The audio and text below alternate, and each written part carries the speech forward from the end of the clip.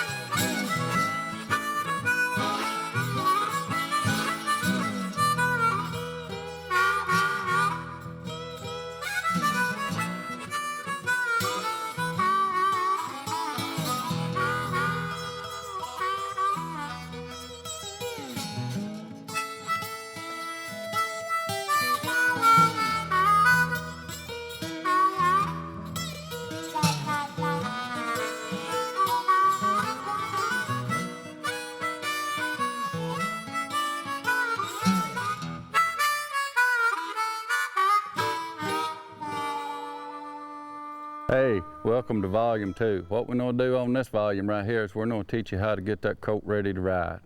And we're going to do a lot of neat things. We're going to show you some simple ways to get this horse hooked up on you. We're going to rope him a little bit. We're going to snub him off. And we'll show you several ways to get him rode. What we want to teach you here is learn how to read this horse, and there's more tools than just a round pen.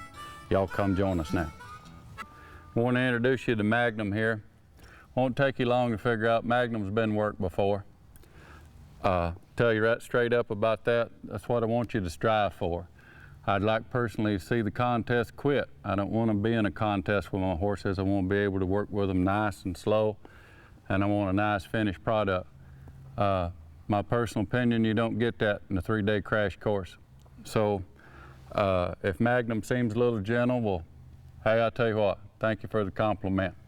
Here's the way we got there though. I'm going to push Magnum off. I'm applying pressure to his hip there. I'm sending him off in one direction. When the horse takes off and he moves off, then I'm going to basically quit making my moves with my flags. In other words, I can reserve that pressure. Chase him on off there a little bit.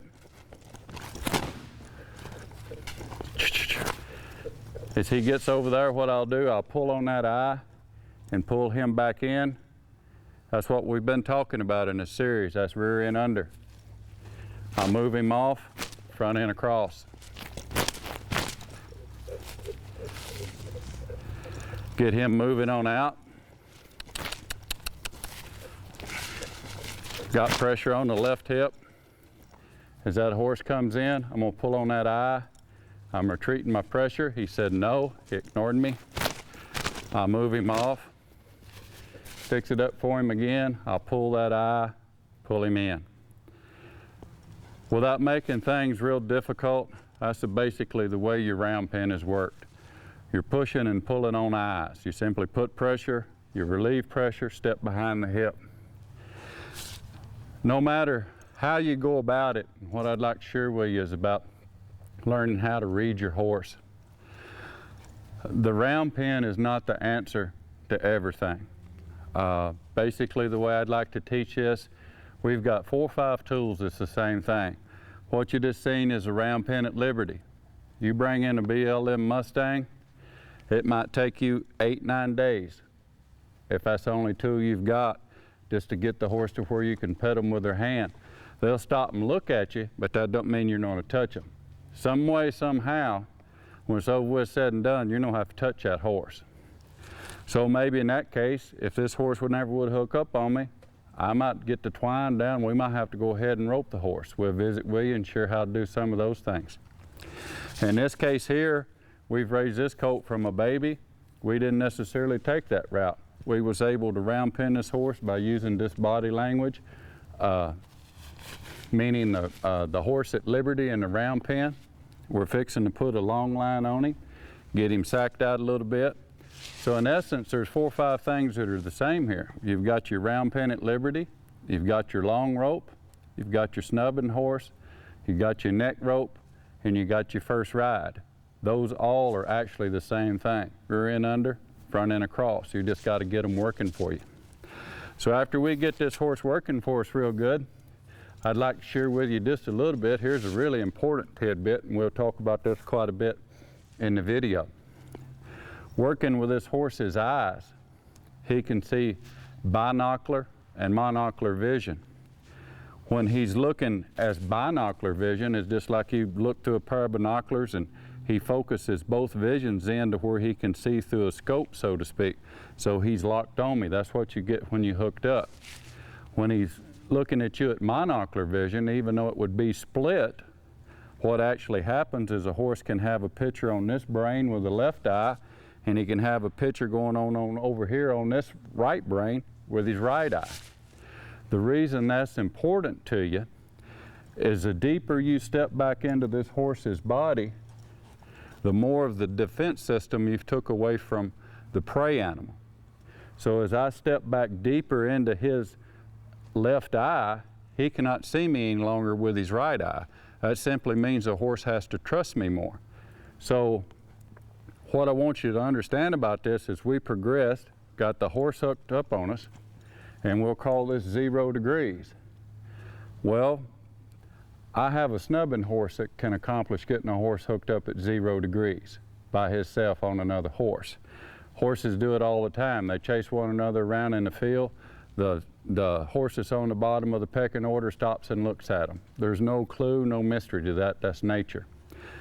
But what I would like for you to accomplish is to be able to come back here until you're back here to 177 degrees off each eye, and then I'd like for you to be able to spin that horse around. Magnum basically just told me to kiss his butt. I said, all right, I'll send him on off. I'll say, that's a pretty good idea you had there, but maybe you'd like my idea a little better. Maybe you'd just like to turn around and look at me. And I'll pull on this eye while he's standing still. That's rear end under. Maybe I'll give him a big pet here. I'll continue to sack this horse out. Get on this eye. Keep pulling on it, pulling on it. There comes my front end. That's still rear end under, front end across, folks. No matter how you slice that or dice it, that's what that is.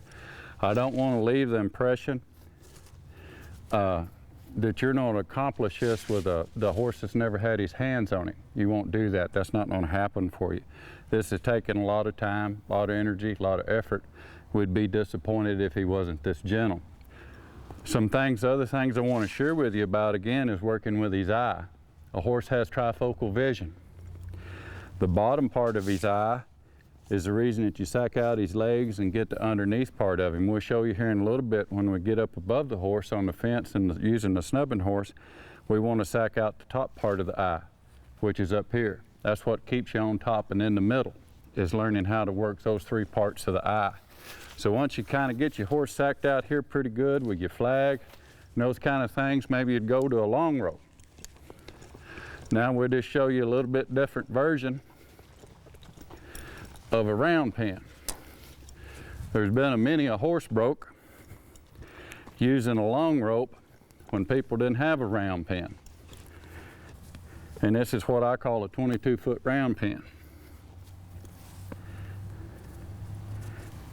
Now this is where, if you happen to have got volume 1, this is where some of this stuff comes into play. We're going to use our footfall and get things working for us and see if we can't get our rear end under, front end across, and our horse hooked up with us using the same principles as we did when we was riding. So what's actually happening, let me turn around here for sake of view of the camera, and I'll explain to you what's fixing to happen here. Without candy coating anything, when I pick up on this rope halter, that puts pressure behind the horse's ears and across his face. Where I want the horse to be able to escape that pressure is in his feet. He has to learn to move forward, or he may have to learn to move backwards off that. Good. And I'll explain that as we go. But in reality, I'm going to offer this horse a feel to the left. And what I mean by a feel is I'm going to pick up slight pressure and hold on his head. And I'm going to move my right hand, and that's going to encourage him to move. When the horse does move, I'm going to quit moving my right hand, just like I tried to quit moving my flag. I'm not interested in my horse turning his head and looking at me. What I'm interested in is driving this horse off. He's moving off, and when he starts moving off, I'm going to start moving with him. We'll cover this in a little bit more detail when we do the groundwork. Now I would like for you to watch the left front leg, just like we did in volume 1. When this left front leg stands about straight up, I'm going to pick up, I'll bring him around one more time where you can get a good view of it. When this left front leg stands about straight up, I'm going to pick up on the rope, and I'm going to roll his hindquarters, and I'm going to release. That's rear end under. Remember that important word, release. I'm going to swap hands, hold out, his front end come across, go on, Magna. As quick as his front end would take a step, I'm going to release. Now I'm going to concentrate pretty good here on the right front leg. I'm going to get in time with that. When that sets about straight up, pick up and hold. We'll roll his rear quarters. Rear end under, release. We'll bring his front end back across. He took a step with his front end. I'm going to release. Roll his rear quarters, release. Now, one of the hardest things that will be for that for you, and we'll show you in the groundwork, is when you get this horse out and get him driving off in front of you. Now, just like we pulled on an eye here and got that horse to move around and see us off his eye at 177 degrees and roll that hindquarters, now we're going to do the same thing with our 22-foot round pen. And we're going to accomplish it also with the horse standing still. I'm going to hold that. He's going to release his hindquarters, and I'm going to bring his front end back across. I'll swap to the other side. Hold that. I want the horse to find it. I don't want to pull him around. Hold that, rear end under, release, bring the front end back across. So everything, as you can see, is being built on rear end under, front end across. Those are some very handy tools.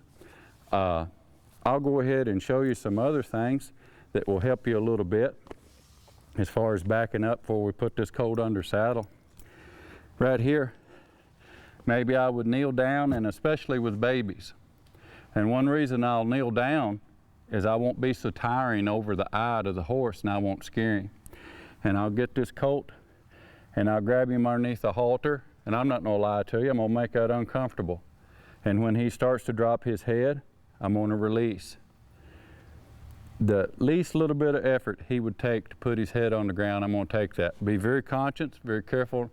A colt, a lot of times, raise up, bust you in the nose. You don't want that. Once you accomplish that, simply take your hand. I'll get here to the side where you can see a little better. I got him breaking at the pole. Now I'm going to hold that back. I'm going to make it difficult for him to stand there. I might, like that, as quick as he would take a step,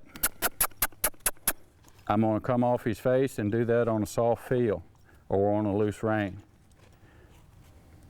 I would get those kind of things accomplished, and then I'd probably consider putting my horse under saddle. So I hope those things right there help you quite a bit, and we'll move on. What we'll do here is Zachary's going to go ahead and he's going to put this colt under saddle. And this is one reason we've kind of swapped up on partners on this deal. We work as partners a lot, Zach and I do. Whoever's going to do the riding does the saddling. That's pretty much kind of their responsibility, and that's pretty much kind of the way we want things to be. The main deal with these saddles, setting it up, is make it nice and gentle, just so you're not rude to the horse is the main thing. Zach's got the long line run through his belt where if a colt was to bolt off, at least you can kind of gather him up a little bit. When you first saddle these colts, you kind of want that cinch to where it's snug. You might not want to cut him in two with it, would be real good. Make it a little comfortable for him. One of the things we teach, and even the students that come to the house, one reason we dwell on the person doing the riding is the one that does the saddling. Never let nobody saddle your horse for you and tell him he's ready to ride. That's up to the person that's doing the riding. He has to feel comfortable and he has to feel like he wants to ride the horse. Our main goal here is we don't want these horses to buck. We try to do everything in the world we can to keep these horses from bucking. We've taken pains with this colt and to try to prevent him to do that. That doesn't mean he's not going to buck. Another thing about the rider, if a horse was to break in two when he sends him off, the rider needs to be able to see what the colt will do and maybe how he would buck so he can get him rode. That's very important. Might not sound like much, but you don't need to ooh and ah. You need to know if he's sucking his head in.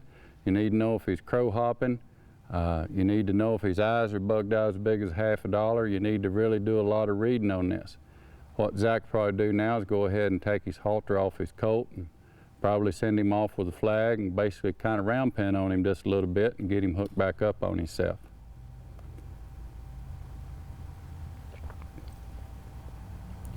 We saddled the horse in the middle of the pen. That's about the safest place you can. If a colt wants to walk off like this, that's pretty good medicine. That don't hurt a thing. Maybe we'll purposely now put a little energy in him. He got a little bit of a hump to him. I wouldn't move out a whole lot. I'd probably pull on his eye right there, pull him back into you a little bit, Zach. That'd be pretty good. Maybe move him off in the other direction.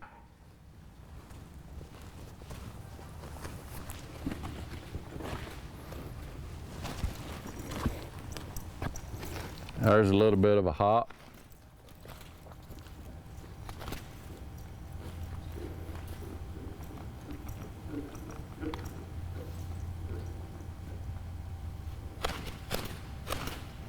He'll move him off, put a little pressure on his hip, and pull on that eye again.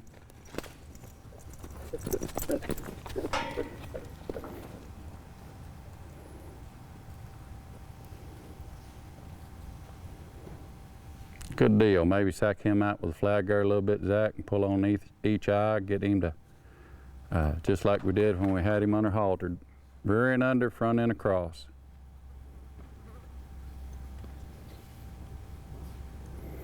Now, here's something important to note right here. Every time you make a new change with a horse, whether it's something as simple as cinching him up, something as simple as putting a long rope on him, no matter what the case be, the horse's emotions will change his performance. In other words, if this horse felt a little bit cinchy right here, he's not near as apt to turn around and look at you with both eyes as he would be before when he didn't have anything on him. So that's another way of reading a horse. Don't never lie to yourself about a horse. If a horse you think is a little bit too bronchi, stay off of him. Don't just go run ride him because you watched a bunch of videotapes and you think he's hooked up. You be sure he's settled in his mind. You be positive of that. This here's looking pretty good, and we'll show you some different tools to use. Matter of fact, this colt right here, he's probably ready. Quick as Zach gets him hooked back up and gets a little rub in here, he's probably ready to throw a loop or two on him. Let's continue a little bit here about these just some suggestions about what ropes to use, and I'll show you how to build a loop. This particular loop here, rope, is a XXX 3/8 soft. It's a nylon rope. It's 60 foot in length. The reason it's 60 foot in length is you figure if you rope something from the middle of the pen to the outside, normally that's going to burn up 25, 30 feet. Time you make a 6 foot loop, you know you're already up 35, 40 feet. And now if you make a mistake or if your horse gets crossways, if he gets a loop around him in the beginning, you don't have room for a mistake. So the longer rope will keep you in check. Get it wrapped around your foot, at least maybe you might get away from it before you get it half hitched and get drug a little bit. So there's purpose for it being long. This rope in particular is light, It's very light, it works real good for non-windy days.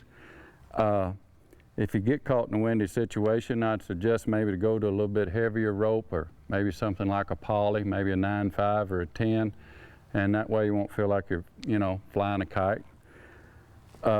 This Hondo in particular is named after the man that invented it. Matter of fact, this is his rope too. In my opinion, one of the best ropers in the world. I consider him a good friend, Mr. Buck Brannaman. So give him some good advertisement. If you ever get a chance to go rope with a man, take it. Be money well spent. Any of these rope products that you'd like to have, our good sponsors, Circle S Rope, well, they can get you the ropes. Be more than happy. You'll find they're good people. They're good to work with. Give them a holler. They can get you any of this stuff you see us use on the video. When you're building these loops, what works for me is I take a loop as such, and what you're actually doing is you're going to roll this over, and when you roll that over and pull that up, what you've actually done is you've rolled that coil into your hand, this coil. If you just take this Hondo and run it up in there, then the coil is going to figure 8 on you. You can't throw figure 8s. So there's basically what you're looking for. If you don't turn your hand over, you'll roll this coil in there, and then your rope is going to be turned as such, and you'll never be able to keep your loop open when you throw it. That's just a little bit of tidbit for you. Probably if you get out and practice on some buckets and stuff, your horse would appreciate it a little bit better at first. But in the long run, even if you miss, don't worry about it. You're probably going to catch a saddle horn or something, and it's going to pretty much mean the same thing to the horse. A couple of simple loops here for you. This is your basic overhand shot. This is going to turn on me just a little bit, get things set where you can see it. There's a perfect example that's trying to figure 8. The swivel Hondo will really save you from that stuff. Open your loop up, and basically I want my hand out in front of me. I want to be able to turn that, and as my hand comes over, I'm going to spin it down. I'll turn here for the camera. My hand's coming at about 3 points, back to my face, out, and then over. That's your simple overhand loop. What that you use for, you don't have to throw that completely flat over your head. You can get you a nice soft side swing if you want. Once your horse hooks up on you a little bit, maybe take you a nice soft shot like so. Pick on your horse up. This is where your neck rope starts developing. That particular loop is used when your horse is would be going from your right to your left. The way the Hondo lands on the horse is very important to where it doesn't smack him in the eye. Your horse would come in on you, the slack would be taken up, and here becomes your tool again. And it's all going to start being the same thing to the horse. Rear end under, front end across. Maybe I would come here, pick up on this neck rope, and I'll use my other tools that I've already developed. Meaning pulling on my eyes.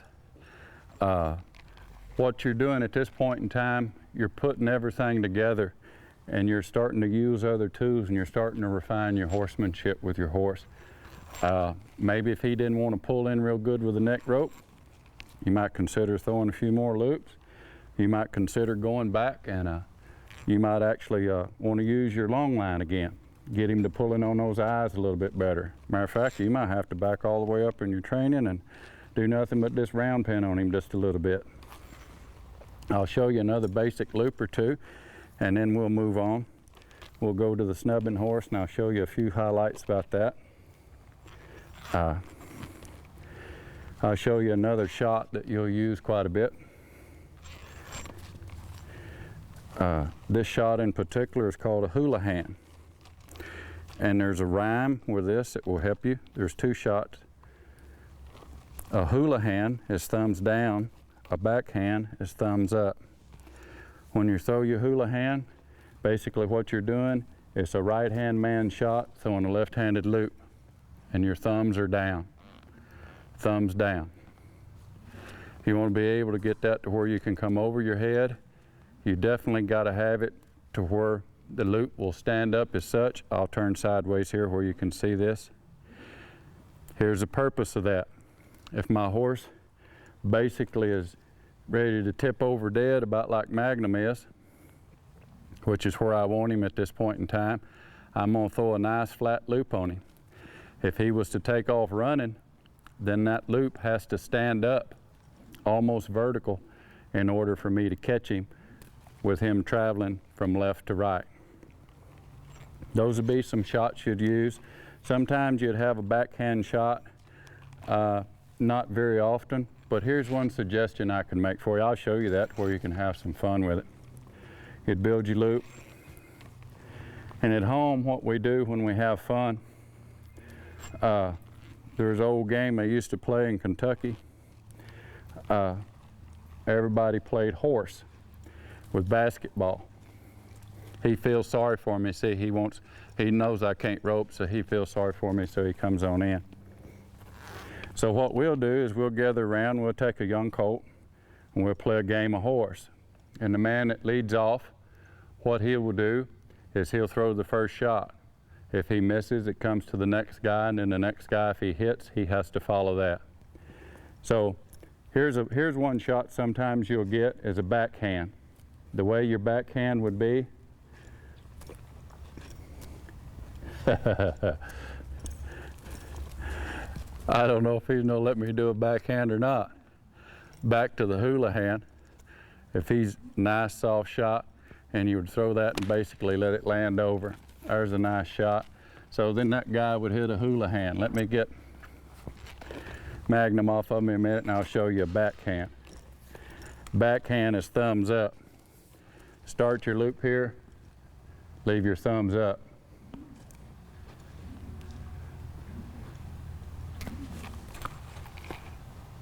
That's what you call fishing a loop on. That's perfectly legal at my place. So there's 3 loops that you can throw: backhand, hula hand, and forehand. At this point in time, he's pretty much, I think he's about ready to ride. We'll bring a snubbing horse in and work on him. Hope you have some fun with that.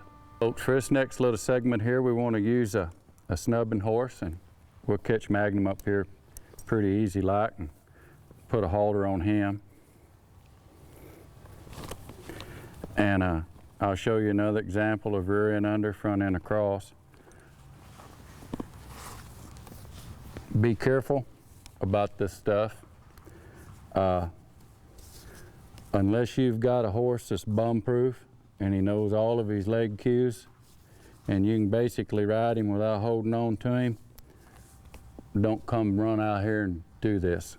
I'm not saying not to learn to do it, but I wouldn't suggest it on something that I just absolutely couldn't trust my life with. There'd be mistakes made. You never know what you're gonna get in the pen with, and you can't be on something that's goosey. This is using a snubbing horse. We're still gonna develop rear end under, front end across. One of the first ways I'd like to do that, what I'm gonna do, I'm gonna pick up on this colt here. I'm gonna get my snubbing horse to his hip.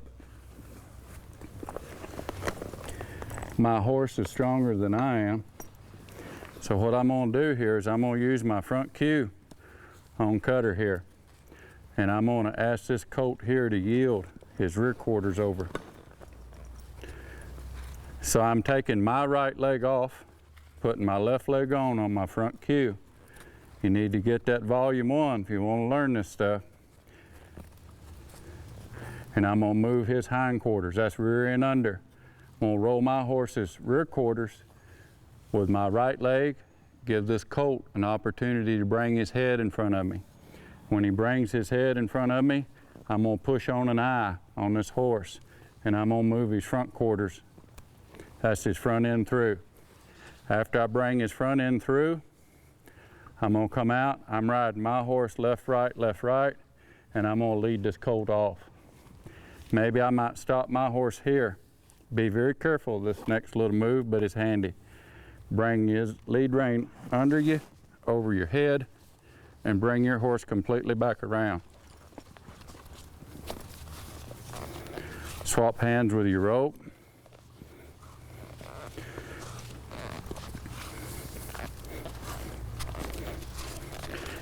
Rear end under.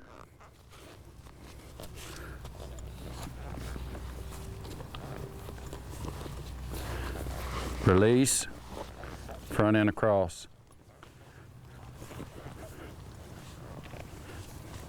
Maybe here I'll swap again.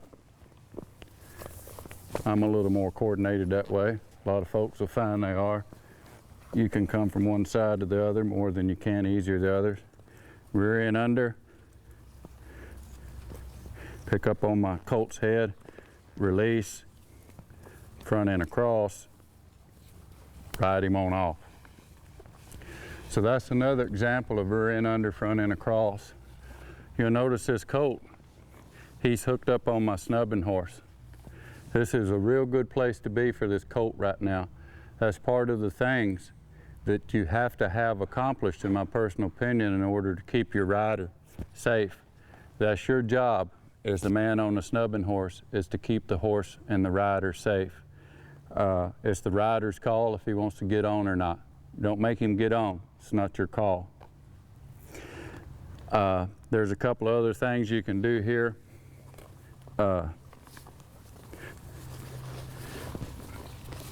That will help you. I'll get here so the camera can see it maybe a little bit better.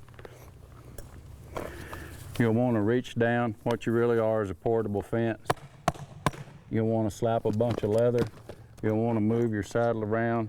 Be doggone and sure be able to get up over this horse's ears. Matter of fact, there's a couple of other things you might do here. Once you get your horse leading off real good,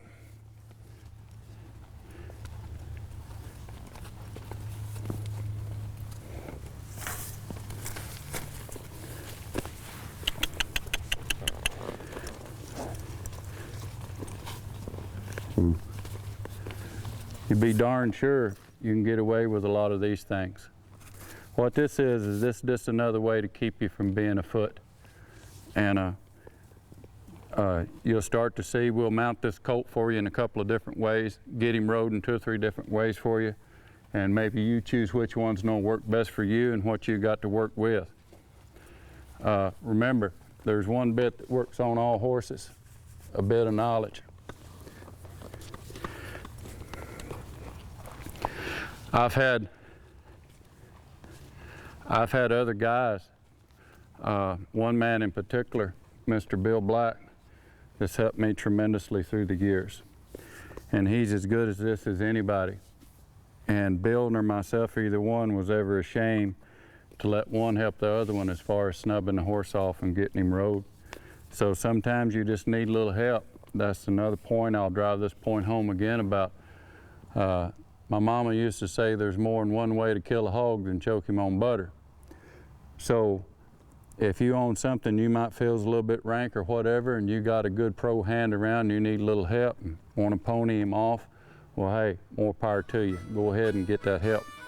What we'll do now, this next little deal, is we'll bring Zach in. We'll let Zachary step up on Magnum and we'll get him rode for you. What I'll do, I'll bring Zach, just come on around to the rear there.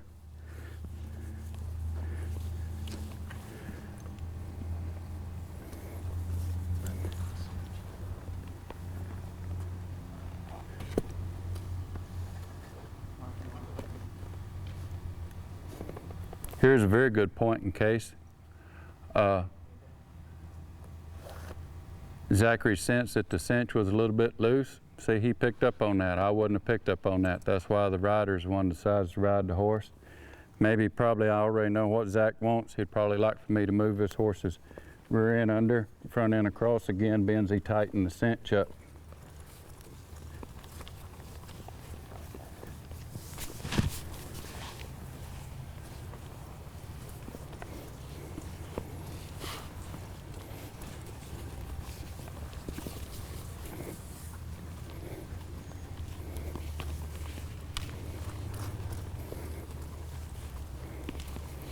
Again, I'll roll my horse's hindquarters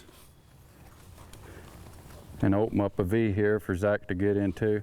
If I was on something I was really worried about, I'd probably snub off pretty close with this deal here, maybe what Zach will do, he'll step halfway up and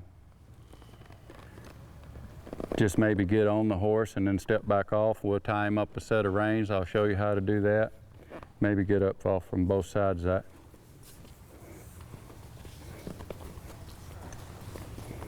Okay.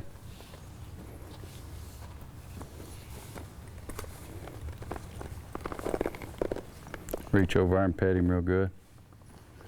Okie dokie.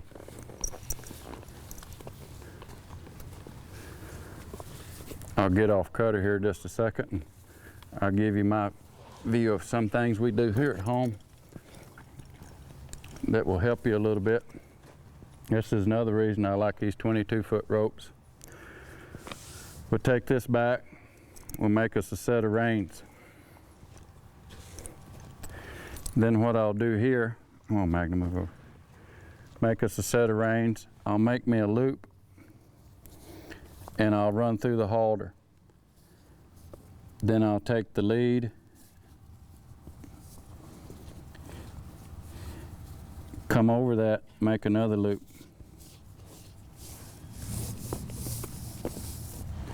Basically all I done was just tie a hitch into the rope. What this does is this gives my rider a set of reins and still gives me enough lead to work with. We'll see if we can't get something done that way.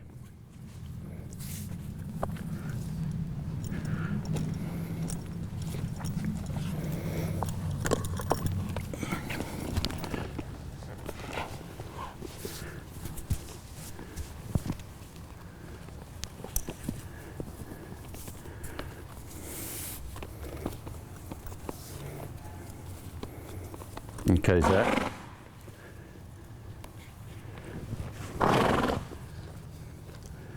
What the rider's job here is going to be is basically just to be glad that he's on top. Got your seat. Reach down there. Now, here's something important. This is why we wanted to be sure that the colt would follow us off. We don't want this really to be new. We said what? We said every time you change the horse's emotions, things change for him. Zach will go ahead and ride him left, right, just like we do all our colts. Pick him up. We want this to be a real good thing for the colt. Maybe pick up, I'll say whoa, pick up there. And we would probably do this for a pretty good little while, but just for the sake of the video, we just want to show you that that's one way we get our colts rolled. So when Zach steps down, I've still got a hold of the colt. He'll step over towards me, and we're just thankful we got in a good ride. We want to share with you folks just another way about getting on your horse, and this turns out to be pretty good too if you don't have a snubbing horse to work with, and everybody's got to have a way to start. So after your other groundwork's developed, what you do is take one feller on the ground. The horse should be settled. He ought not be pitching or nothing at this point in time, and have you person up on the fence and just simply move the horse off. Have him come around here. Now what this is going to be is, like maybe right here, I'll roll my horse's hindquarters, release, bring the front end back across. And the whole idea of this is the man on the fence represents a good place to be for the horse. His job's to pet on him, sack him out, no different than what we did with the snubbing horse. You want him to be pretty much kind of bomb-proof from right here. Get that accomplished off each brain. Maybe we'll move him off, roll the hindquarters just a little bit, bring him back around, bring him underneath this side. We'll make another pass at that, get him a little closer to the fence.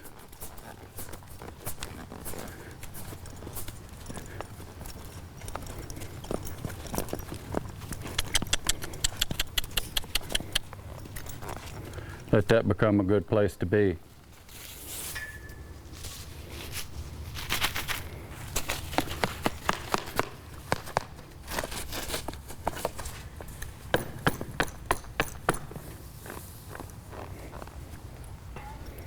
Now maybe one of the next things Zach could accomplish is he could ease a leg down on him. What he'll want to do is he'll want to keep one leg on the fence, put another leg over the horse,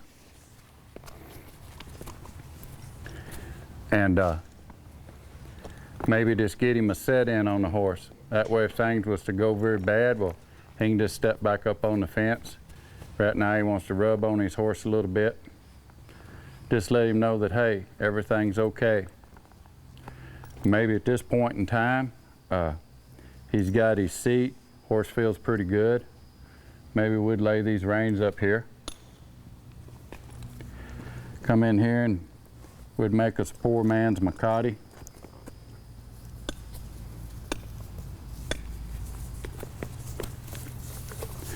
Get us a hitch tied in that.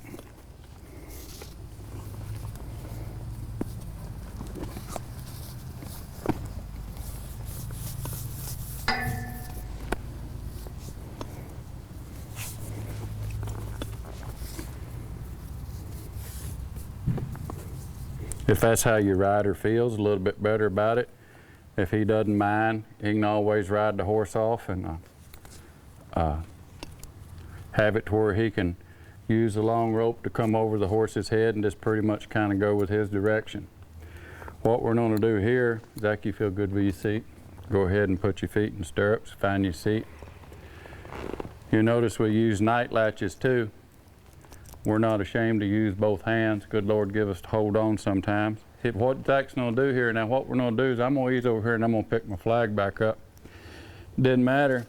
The horse is already hooked up on me. And this is a perfect example that we're trying to utilize the tools that we've already developed.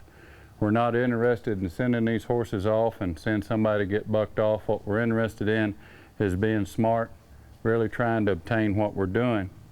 So here, Zach's job basically is just to stay on top and in the middle. And maybe I might even walk up and pet on this horse. Maybe I'd pull on an eye right here, just like we did in the round pen. Zach will make a suggestion to him, let him walk off. I'd be the first to admit, if you own something you're afraid is going to pitch or something a little bit, I'm not going to walk up and put myself in a situation where I think he's going to put my rider in trouble or put myself in trouble. Maybe here I'll pull off on this eye a little bit, get this horse to step up a little bit. Zach's job is to rub on him. Maybe here I'll pull on that eye and come this direction. Zach will make a suggestion. Come with him. I'll keep coming around. Good deal. And eventually he's gonna follow me off just like he did the snubbing horse. Maybe we'll get here. Now maybe I'll move this horse off for Zach. I'll get behind him. Push his colt off.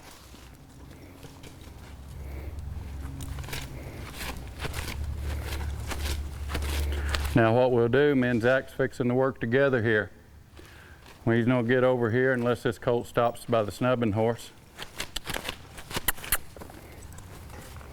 We'll come around and we'll go the other direction. Push him off. Now we'll fix this up again. What we're gonna do is I'm gonna pull on this colt's eye. Zach's gonna come through here. He's going to bring this horse's head around. He's going to roll his hindquarters and bring his rear end under. He's going to release, soft, bring his front end back across. Rear end under, front end across.